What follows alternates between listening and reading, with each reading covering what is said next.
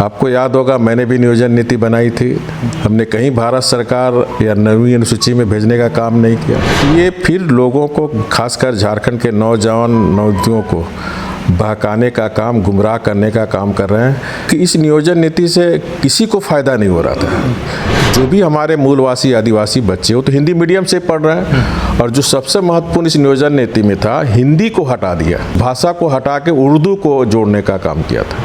ये सरकार ने 2019 के विधानसभा चुनाव में खासकर युवा वर्ग से आह्वान किया था कि युवा की सरकार बनाइए। हम 1 साल में 5 लाख लोग को सरकारी नौकरी देंगे। 5 लाख दूर, नौकरी देने वाली सरकार नहीं बल्कि नौकरी छीनने वाली सरकार है। सरकार की मंशा ही नहीं है कि यहाँ के आदिवासी मूलवासी या झारखंड वासी के बच्चे बच्चियों को नौकरी मिले। मैं नहीं कह रहा हूँ, स्वयं सदन में 23 मार्च 2022 को मुख्यमंत्री सदन में कह चुके हैं कि खतियान के आधार पर स्थानीय परिभाषित नहीं की जा सकती। फिर आप 4 महीने के बाद जब इनका अवैध खनन मामले में इनका गर्दन फंसता हुआ नजर आया, उसको विधानसभा से पास कराने का काम किया। स्थानीय नीति बने चाहे नहीं बने, 26% रिजर्वेशन तो स्थानीय नीति बनने के बाद भी ट्राइबल को मिलेगा। तो आज तो वो वंचित हो गए, लेकिन काट की हंडी एक बार चढ़ती है, बार बार नहीं चढ़ती है। ये सरकार को समझनी चाहिए कि जब युवा शक्ति जगेगी तो कितनों बड़ा सिंहासन हो, कितने ताकतवर सिंहासन हो, वो दिखेगी। नमस्कार, सोशल संवाद में स्वागत है। मैं शशि भूषण। झारखंड हाई कोर्ट ने नियोजन नीति रद्द कर दिया है। सरकार को बड़ा झटका लगा है, लेकिन इसके साथ ही जो मुख्यमंत्री ने कल विधानसभा में कहा कि आदिवासियों को आगे करके यूपी बिहार वाले ने नियोजन नीति रद्द करा दिया। हमारे साथ पूर्व मुख्यमंत्री रघुवर दास हैं। हालांकि पहले ही इन्होंने नियोजन नीति को लेकर कई सवाल उठाए थे, जब हमने इससे पहले 2 साल पहले इंटरव्यू किया था, जब सरकार ने वर्तमान पिछली सरकार की नियोजन नीति को रद्द कर दिया था, स्थानीय नीति को रद्द कर दिया था, और जो उन्होंने बनाया था तो शुरू से विवादित था। अब बात करते हैं कि आप ही नियोजन नीति जो रद्द सरकार ने, हाईकोर्ट ने किया, उसको किस तरीके से देखेंगे, और जो मुख्यमंत्री ने कल विधानसभा में कहा वो किस तरीके से। देखिए, सरकार को भी ये पता था, जो भारतीय जनता पार्टी ने नियोजन नीति बनाई थी 2016 में, उस नियोजन नीति के तहत 1 लाख से ज़्यादा सरकारी नौकरी हमने झारखंड के आदिवासी मूलवासी और झारखंड वासी के बच्चे बच्चियों को नौकरी दी थी। चाहे वो 8,000 पुलिस की बहाली हो, चाहे 2200 दरोगा की बहाली हो, या 32,000 टीचर की बहाली हो, या 2800 वनरक्षी की बहाली हो। इसी तरह झारखंड लोक सेवा आयोग, कर्मचारी चयन आयोग से अनेक बहालियाँ उसी नियोजन नीति के तहत हुई थी। ये सरकार ने 2019 के विधानसभा चुनाव में खासकर युवा वर्ग से आह्वान किया था कि युवा की सरकार बनाइए। हम 1 साल में 5 लाख लोग को सरकारी नौकरी देंगे। तो 5 लाख दूर, जो सरकारी नौकरी दी गई थी, या फिर 50,000 और नियुक्ति की प्रक्रिया हमारी सरकार के समय शुरुआत हो गई थी, जिसमें 30,088 पंचायत सचिव की, जिसका भी सुप्रीम कोर्ट ने अभी आदेश दिया कि 2 महीने के अंदर सभी पंचायत सचिव को सरकार नौकरी दे। तो हम एक लाइन में कह सकते हैं कि सरकार की मंशा ही नहीं है कि यहाँ के आदिवासी मूलवासी या झारखंड वासी के बच्चे बच्चियों को नौकरी मिले।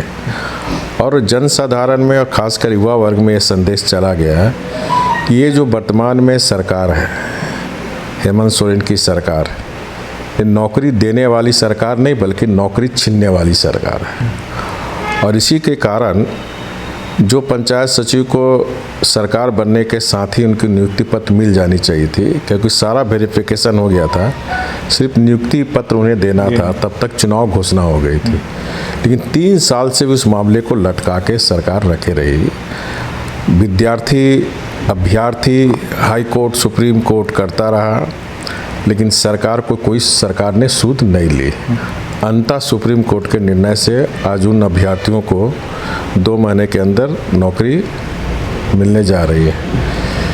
इसी तरह ये सरकार जो झारखंड में वर्तमान सरकार है, ये राज्य में जो एक सामाजिक समरसता थी राज्य में जो बीजेपी की सरकार में, आपने देखा उस नियोजन नीति के तहत 4 वर्ष हमने लाखों लोग को नौकरी दी, कोई कोर्ट कचहरी नहीं हुई।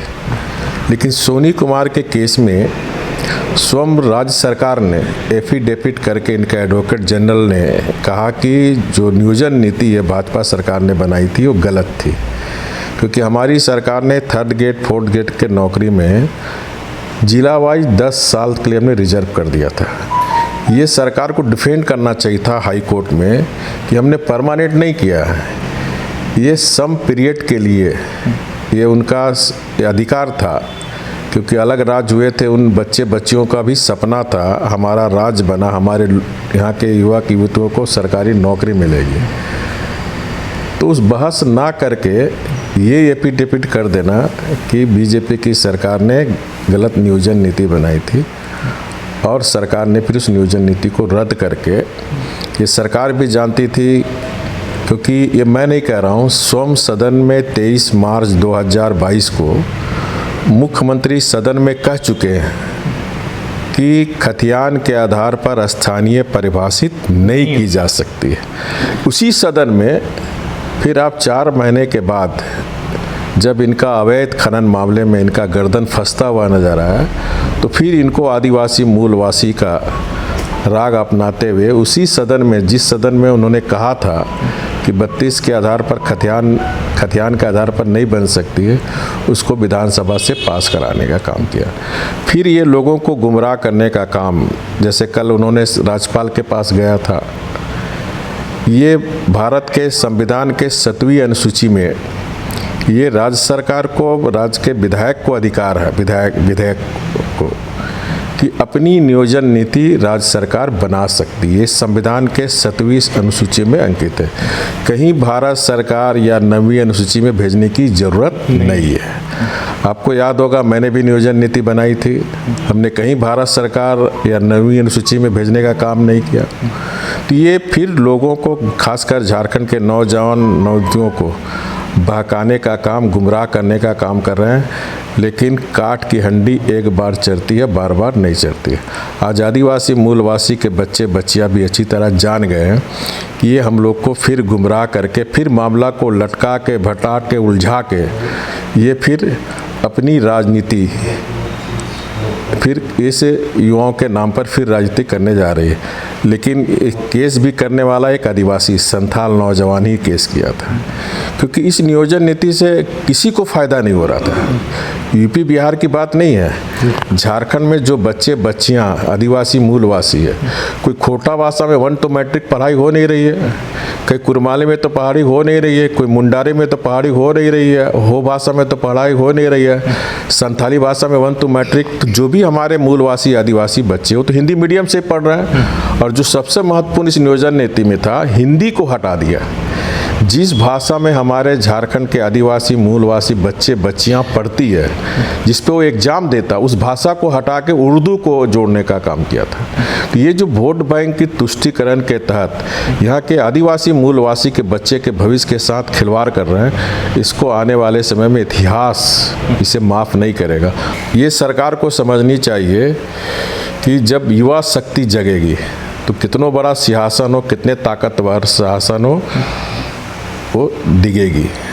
क्या आपको नहीं लग रहा कि जब बात आदिवासी या ये की होती है, अभी भाषण एक हमने देखा कि भाई झारखंड हमारा है लेकिन नौकरी यूपी वाले कर रहे हैं, दरोगा उत्तर प्रदेश वाले कर रहे हैं, बिहार वाले कर रहे हैं, तो कहीं इन बातों को आदिवासी के नाम पर भावनात्मक जो मुद्दे हैं, वो नियोजन हो या स्थानीय नीति है, उस तरीके से उनका डर दिखाकर बरगलाने की काम हो रहा है। देखिए 2019 में झारखंड मुक्ति मोर्चा माननीय हेमंत सोरेन जी ने जो घोषणा पत्र जारी की थी, दृष्टि पत्र जारी की थी, उसमें 1932 का खतियान अंकित था कि 3 महीने के अंदर 19 के 32 के खतियान के आधार पर हम स्थानीय नीति बनाएंगे।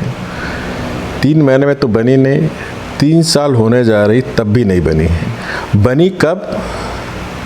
जब इनका अवैध खनन में गर्दन फंसता हुआ नजर आया, तो फिर वो भावना को उभारने का कोशिश कर रही है। इसलिए मैंने कहा काठ की हंडी एक बार बार काट के अंडे नहीं चढ़ते। आज आदिवासी नौजवान युवतियाँ भी इस सरकार से नाराज है, क्योंकि उनको तो 26% तो रिजर्वेशन है ही, स्थानीय नीति बने चाहे नहीं बने, 26% रिजर्वेशन तो स्थानीय नीति बनने के बाद भी ट्राइबल को मिलेगा।